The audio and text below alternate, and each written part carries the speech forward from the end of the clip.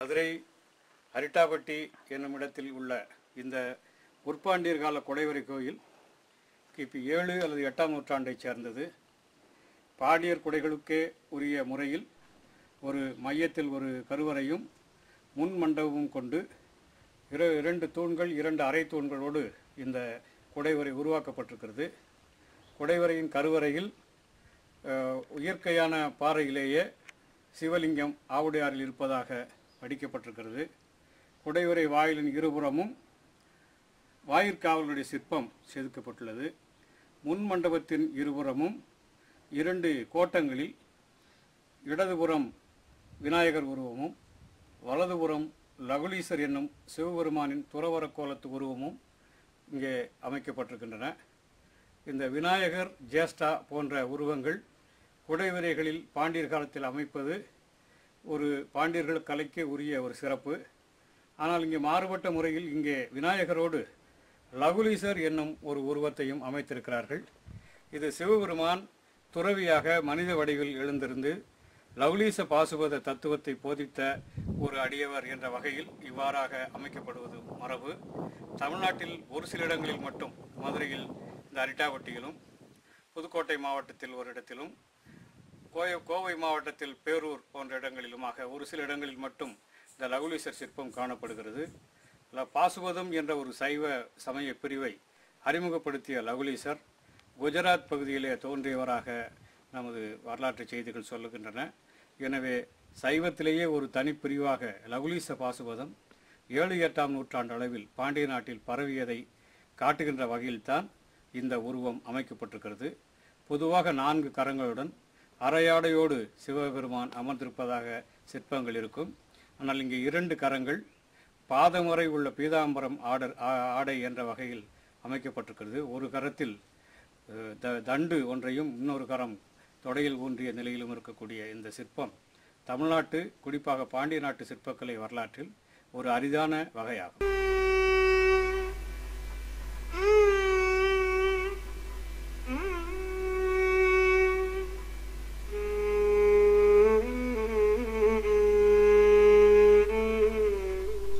அரிட்டாப்பட்டி மதுரையில் நரசிங்கம்பட்டிக்கு வடக்காக சுமார் 4 கிலோமீட்டர் தூரத்தில் அமைந்திருக்கும் ஊர். மேற்கில் கழிஞ்சமலை என அழைக்கப்படும் மலைத்தொடர்களால் சூழப்பட்டிருக்கின்றது அரிட்டாப்பட்டி. விவசாயிகள் நிறைந்திருக்கும் இப்பகுதி நெற்பயிர்கள் நிறைந்து பசுமையாக காட்சியளிக்கின்றது. இப்பகுதியில்தான் அமைந்திருக்கின்றது அரிட்டாப்பட்டி குடைவரை கோயில்.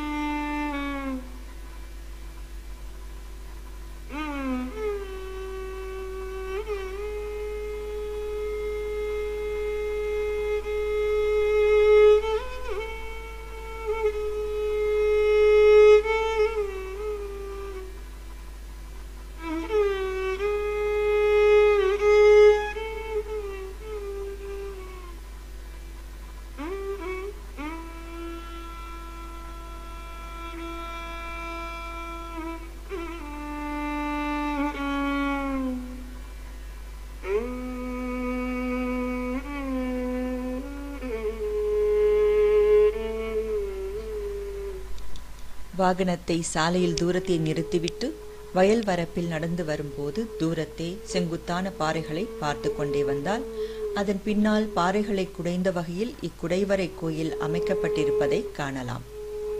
இக்குடைவரையை பற்றிய கல்வெட்டுக்கள் இங்கு காணப்படவில்லை எனினும் இக்குடைவரை கோயிலின் அமைப்பை கொண்டு இது கிபி 7 அல்லது 8ஆம் நூற்றாண்டு பாண்டிய மன்னர்கள் குடைவித்த கோயில்தான் என்பதை தொல்லியல் கல்வெட்டியல் அறிஞர்கள் குறிப்பிடுகின்றனர். தெளிவான கல்வெட்டுக்கள் இல்லாத போதிலும் இக்கோயிலின் முன்புறத்தில் முற்கால தமிழ் எழுத்துக்களின் சில வரிகள் எழுதப்பட்டுள்ளமையை காண முடிகின்றது. கல்வெட்டாக செதுக்குவதற்காக எழுதப்பட்டு பின்னர் முழுமைப்படுத்தப்படாமல் போன நிலையாக இருக்குமோ என்று எண்ணவும் தோன்றுகின்றது.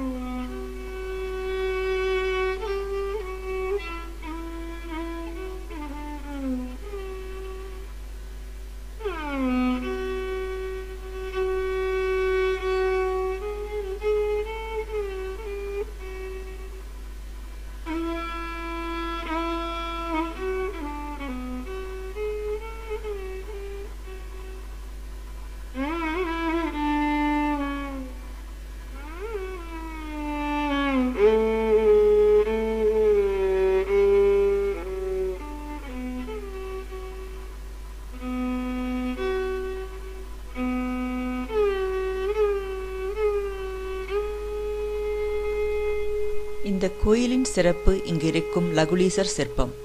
தலையில் கரண்ட மகுதத்துடனும் மார்பில் பட்டையான யக்ஞோப வீதத்துடனும் லகுலீசர் சிற்ப வடிவில் காட்சி தருகின்றார். லகுலீசர் கிபி 2ஆம் நூற்றாண்டு வாக்கில் குஜராத் மாநிலத்தின் காரோகணம் என்ற ஊரில் பிறந்தவர். பௌத்தமும் சமணமும் விரிவாக பரவியிருந்த காலகட்டத்தில் லிங்க வழிபாட்டை புதுப்பித்தவர் என்ற சிறப்பு இவருக்கு உண்டு. லகுலீசர் உருவாக்கிய சைவ சமயத்தின் பிரிவு பாசுபத சைவம் என அழைக்கப்படுவது.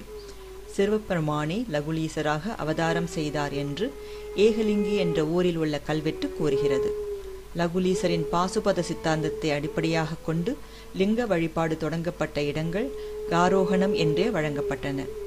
தமிழகத்தில் பக்தி இயக்க காலத்தில் காரோகண சைவம் நிலை பெற்றிருந்தது. நாகை காரோகணம், குடந்தை காரோகணம், கச்சி காரோகணம் ஆகிய 3மே அவை. இறைவனே இறங்கி மானுட வடிவில் வந்து அவதரிப்பதையே காரோகணம், அதாவது காயமாகிய உடல் கீழே இறங்கி வருதல் என்ற பொருளாகின்றது. தமிழகத்தில் சிவலிங்க வழிபாடு பக்தி இயக்க காலத்தில் கோயில்களில் விரிவடைந்தமைக்கு பாசுபத கொள்கை அடிப்படையாக அமைந்தது. சைவத்தை அரசியல் மதமாக ஏற்ற பாண்டியர்களும் பின்னர் சோழர்களும் சிவ வழிபாட்டினை விரிவாக்கும் வகையில் தமிழகத்தின் பல பகுதிகளில் சிவாலயங்களை நிர்மாணித்தார்கள்.